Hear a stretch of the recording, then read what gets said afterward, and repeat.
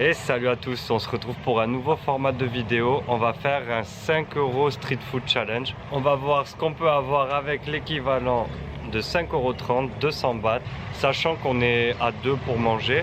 Et on va se rendre sur un des marchés les plus connus de Chiang Mai qui a lieu qu'une seule fois par semaine le dimanche, le Sunday Night Market. Et on va voir avec 200 bahts tout ce qu'on peut avoir en termes de street food, que ça soit en sucré, en salé. On se retrouve tout de suite dans le Sunday Night Market pour commencer le 5 € challenge. Alors ça, je voulais déjà montrer, c'est des boules de poisson frit, spécialité je pense de Chiang Mai parce que j'en ai pas vu beaucoup d'autres ailleurs. Ça se vend street food, je le compte pas dans le budget, c'est juste un petit apéro en attendant que le marché ouvre.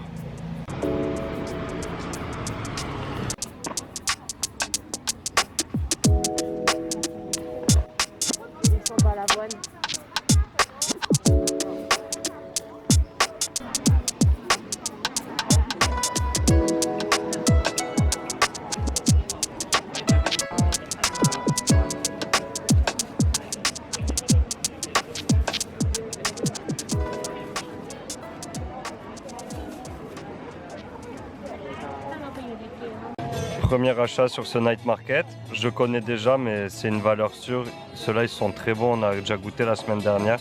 C'est des takoyaki, c'est une spécialité japonaise, c'est des petites boules cuites un peu comme des pancakes avec à l'intérieur du poulpe. Ça nous a coûté 25 bahts les 5 takoyaki, ce qui fait à peu près 70 centimes. Bon, du coup les takoyaki excellents, pour tous ceux qui aiment le poulpe, je vous le conseille. Par-dessus, mettre une espèce de mayonnaise un peu sucrée avec, je dirais, comme de la sauce soja un peu épaisse aussi. Franchement, c'est excellent. Goûter pour ceux qui aiment bien le poulpe. Et du coup, nous, il nous reste 175 bahts et on continue.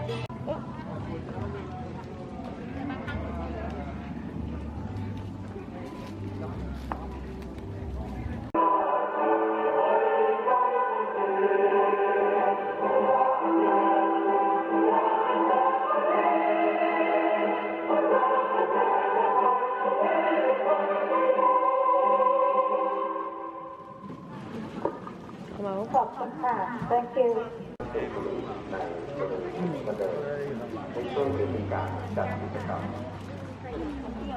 My name is Bangkalu. On behalf of the tourist information. Alors, on passe sur du sucré maintenant. Ça fait plusieurs fois qu'on le voit, je sais pas trop ce que c'est. C'est comme des petites crêpes avec... on sait pas trop ce que c'est, la crème dedans. Et en gros, ce qu'il y a orange et on voit pas trop bien, jaune et orange, ça c'est de la poudre de noix de coco et ça c'est de la poudre d'œuf. Du coup, on va voir tout de suite ce que ça donne. C'est bel et bien une petite crêpe avec du blanc d'œuf monté et du sucre avec de la poudre d'œuf. C'est incroyable. Ça nous a coûté 20 bahts les 5, fait à peu près 50 centimes. Du coup, on a dépensé 45 bahts pour le moment, il nous en reste encore 155, on se retrouve de suite. Alors, troisième petit achat, c'est une petite omelette cuite dans une feuille de bananier. Ça coûte 10 bahts unité, on en a pris qu'une pour goûter.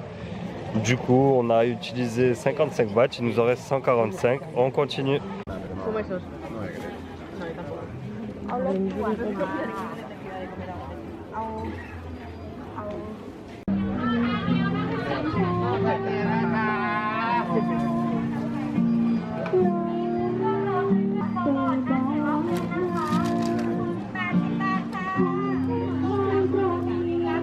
Allez, prochain achat, plutôt classique pour le maïs. Ça aura coûté 20 bahts l'épi de maïs. Et moi, c'est mon petit péché mignon, j'avais découvert ça à Taïwan. C'est de la sèche séchée pour le coup, aplatie, qui font réchauffer. Et en fait, ça a un petit goût de chips avec un goût puissant de sèche. Faut bien aimer les produits de la mer, mais c'est top. Ça nous aura coûté 30 bahts les deux. Et du coup, il nous reste encore 115 bahts à dépenser. Honnêtement, on commence déjà à caler. On va voir ce qu'on peut manger.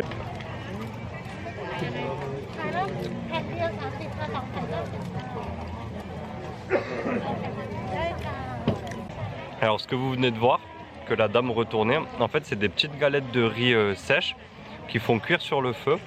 Et en fait, ça grossit d'un coup. Ça devient des énormes galettes. La dame nous a gentiment... J'ai demandé ce que c'était en fait.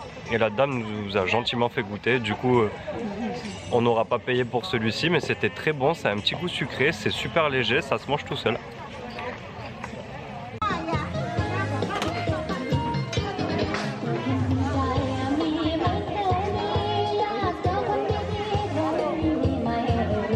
Allez, prochain achat, comme vous venez de le voir, je me suis arrêté au stand d'une petite mamie qui faisait des brochettes. J'ai pris 2 petites brochettes, c'est une saucisse normale et une c'est de la farce faite à base de porc, remplie de piquant. Ça m'a coûté 5 bahts la brochette, 10 les deux, avec un peu de concombre. Du coup, il nous reste 105 bahts. Mais je suis vraiment pas sûr que je vais pouvoir la finir.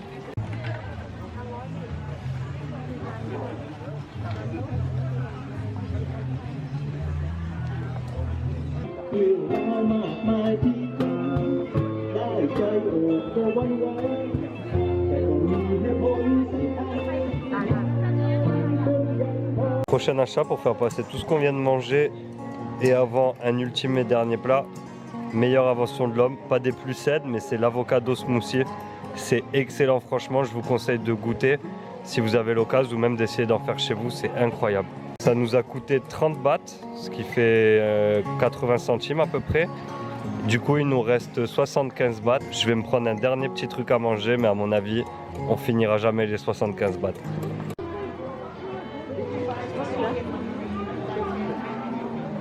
Et pour finir ce 5 € Street Food Challenge, je me suis pris une petite barquette de nouilles sautées. En fait, il y a le choix, on peut mettre ce qu'on veut dedans. Moi, j'ai mis de la cacahuète, du chili, un peu de vinaigre. Ça m'a coûté 15 bahts. Du coup, on tombe à 150 bahts pile utilisés. Il reste 50 bahts, c'est inutilisable.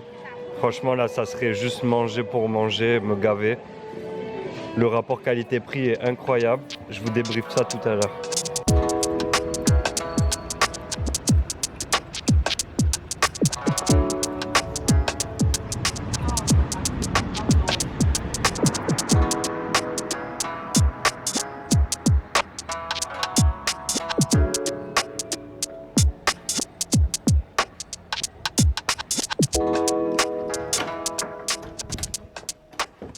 Allez, de retour du night market, je vais vous faire un petit débrief.